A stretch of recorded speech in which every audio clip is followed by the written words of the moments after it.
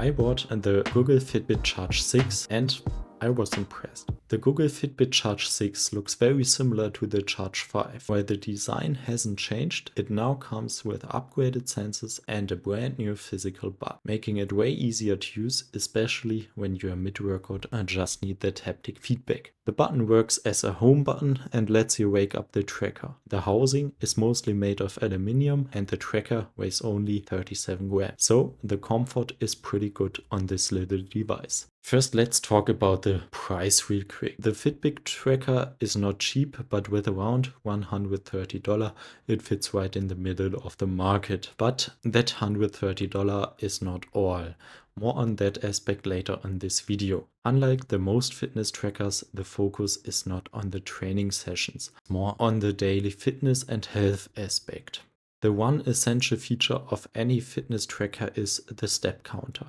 This is a basic feature for any fitness tracker, but it's nice to know that it works well and is accurate enough for daily purposes. When you are working or running, the Charge 6 tracks the steps and distance. The Fitbit Charge 4 also tracked the floors.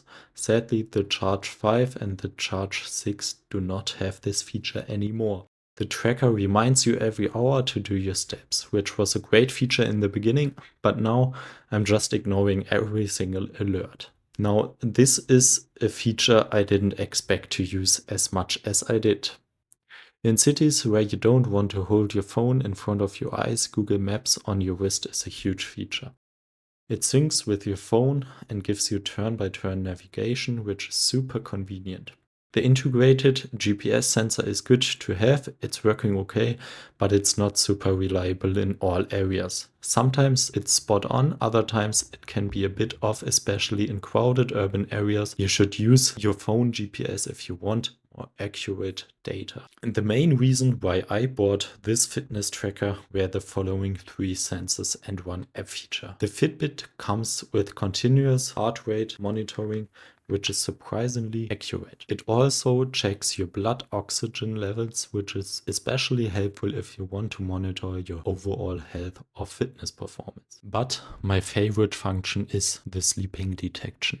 The sleep tracking on the Fitbit Charge 6 is pretty advanced. Not only does it tell you how well you slept, but it also gives you a breakdown of your sleep stages: light, deep, and REM, based on past data. You can see trends and understand how your sleep patterns change over time and analyze what habits influence sleep. In the Fitbit app, you are able to see the whole sleeping divided in small blocks. Each block signals a single sleeping phase. In the morning, you are able to see an overall sleeping score, your average heart rate, and a daily readiness score, which indicates how fit you are based on the data.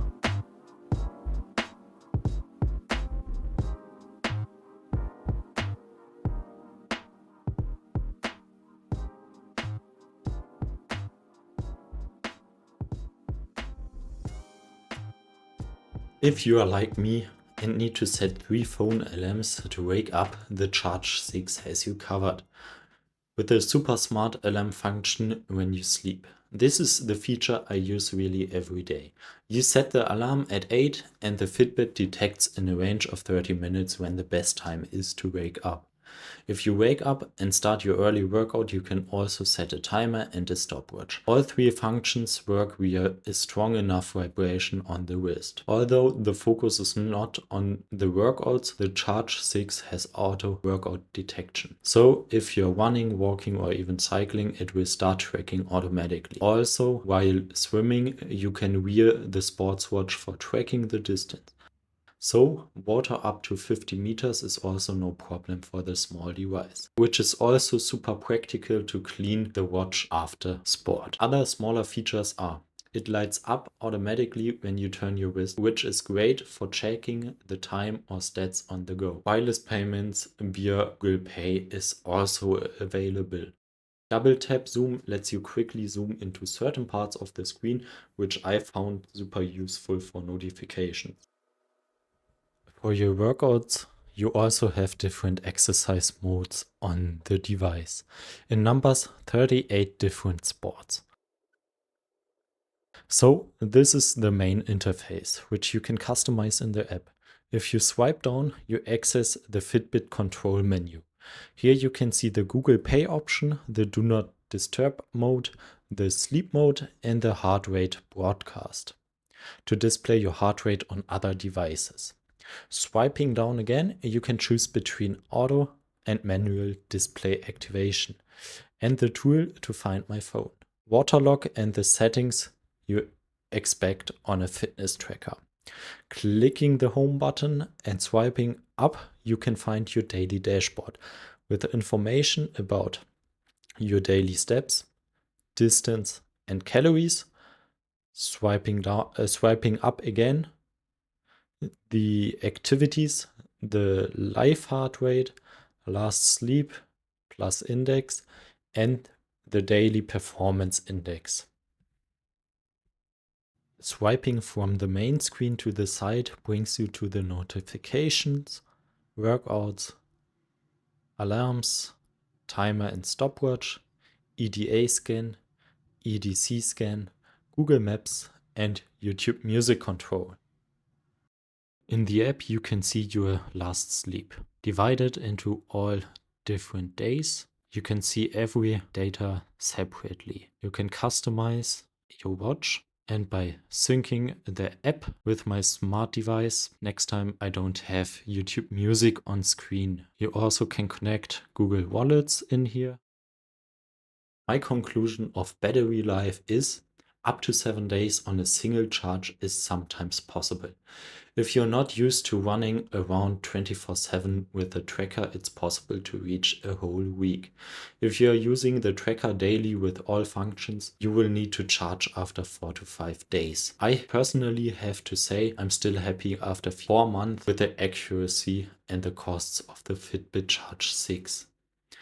Maybe also because I'm still in the 6 month of free Fitbit Premium. The biggest downside for me is that a lot of data in the app, like detailed health insights, detailed sleep tracking, are locked behind a paywall. You need to subscribe for $8.99 to Fitbit Premium to access all of your data. If you also want to listen to the music with your Fitbit, you also have to subscribe YouTube Music Premium.